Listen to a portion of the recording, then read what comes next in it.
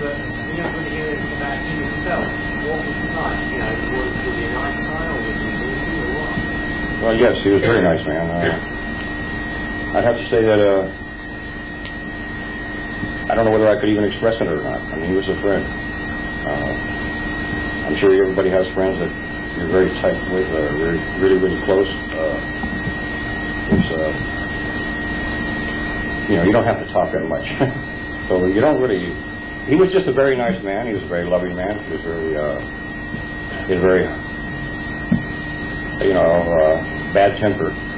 But even though being a friend, I never saw him the same way that other people saw him. So I wouldn't get the same feeling as perhaps somebody else would, you know, if he was angry. I think George wants to add something to that.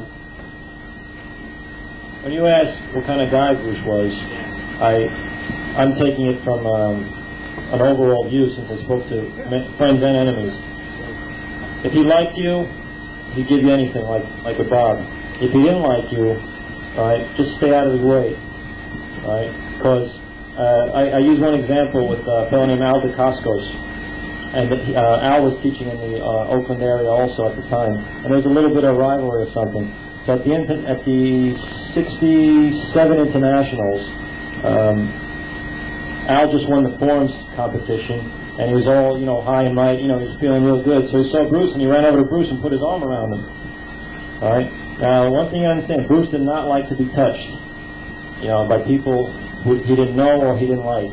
You know, I mean, he looked at. I'm told by Louis Delgado that he turned around to Al and said, "Dead cold, get your hands off me." And Al was shocked.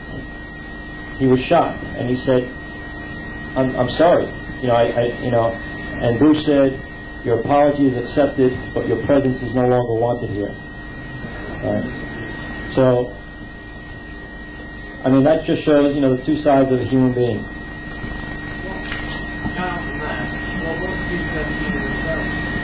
You'd have to ask someone like Bob that, or Linda. What was that again, please?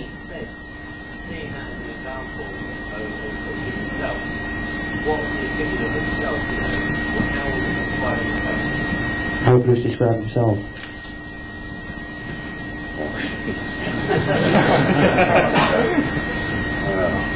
I don't know how to say, you know, I wouldn't even want to answer that. I mean, how would you describe yourself?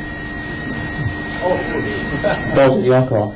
Well, there's something I think few people realise is that you actually did a screen test of Mr. Fury, and you and Bruce ran through like a trailer sequence, which I think there's some photographs of that circulating today. Can you tell the audience about the screen test? I would actually do that again. Sorry, there was a trailer for the Mr. Fury movie played at the premiere, and it was used as your screen test.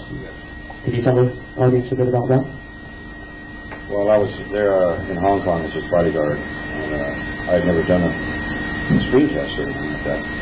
So we did a trailer to, I guess here it's called Mr. Fury. In the United States it's called Chinese Connection, but Hong Kong has Mr. Fury too. You know, we did you know, before we had a screen test, we did a trailer, but I guess it's been destroyed. Possibly, somebody's got it, I don't know. It was just a form, it was a way of showing Jeet Kune Do. In fact, that was the name of the trailer, The Intercepting Fist. And it was just a way of his expression